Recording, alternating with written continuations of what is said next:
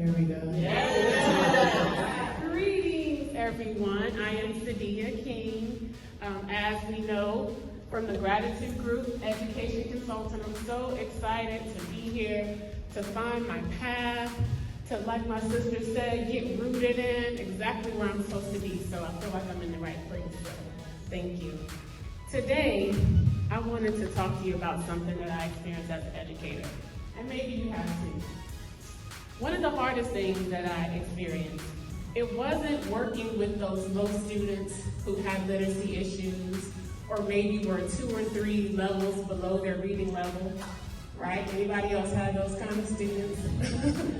For me, what was one of the hardest things was working with these students that came in day after day with their hair not done,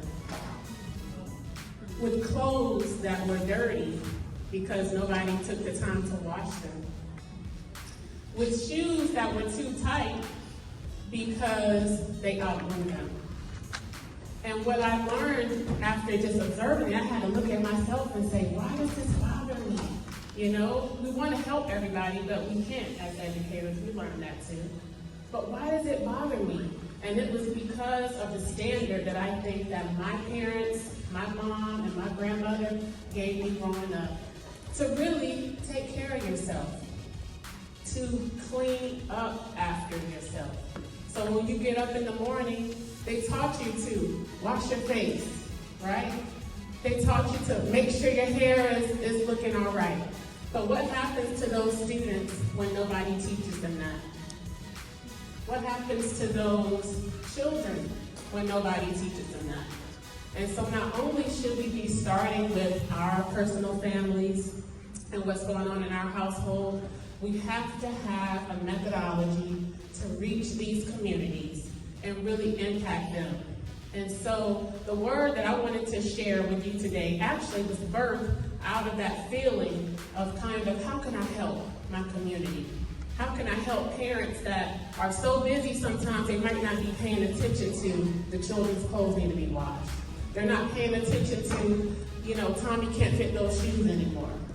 And we have to be able to empower the young people to start looking at themselves. So the word that was birthed from that is an acronym that changed to a verb. You know, I'm a literacy teacher, so we're always going back to grammar. But it's a verb that I call Cuay, and it stands for clean up after yourself.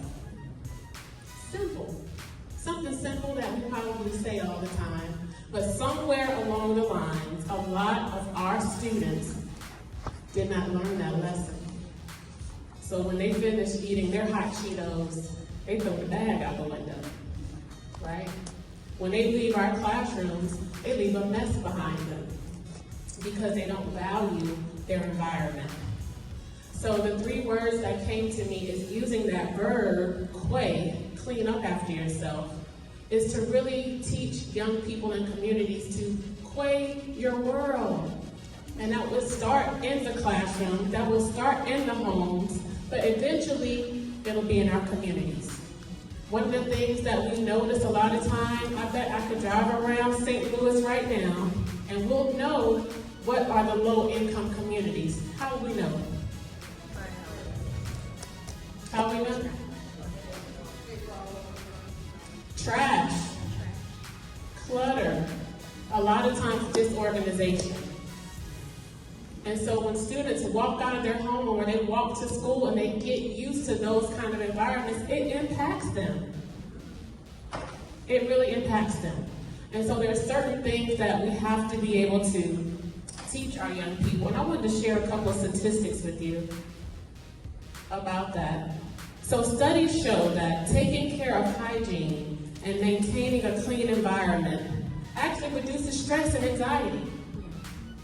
It improves focus and productivity.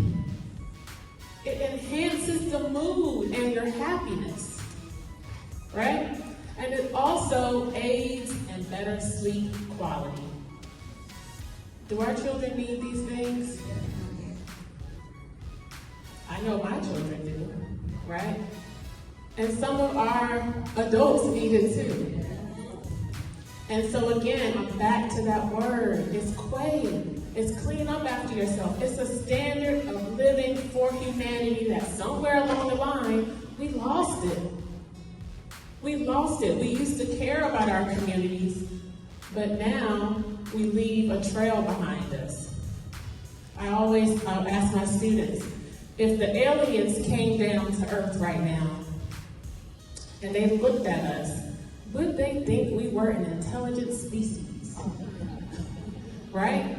Because from space, they can actually see landfills of our waste. They see landfills of old tires from our cars that they don't even know how to recycle. So if we really teach our communities to cuay your world and make it a standard in homes, in schools, and our community, we can really impact our nation and spread it all around. In our community, we can really impact our nation and spread it all around. So I really see this word cuaying not just being a verb that we start using in popular culture, but let's get it into Webster. Let's let this be a new standard that we teach our young people, that we have to clean up after ourselves. We cannot continue to be a human species that eats something and throws it down, that leaves a scene and doesn't look back at how we impacted it. So I'm encouraging you all to take this word, use it in your family, use it in your classrooms, in your communities, and help me get the word out there, because it's something that we need to really implement in our communities, for our communities, because we shouldn't be able to drive around and know that it's low income just because it's trash. Some of it could be because government isn't picking it up, but it's also a mentality. So I just want to encourage you to cuay your world.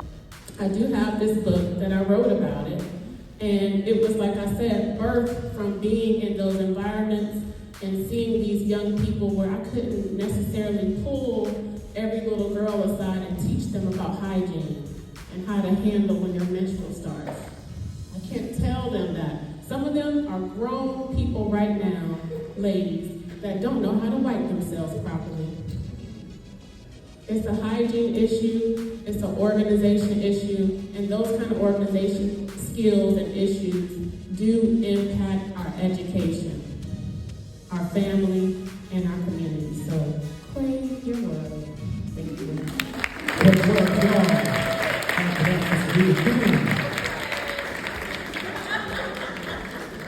Coming back from her photo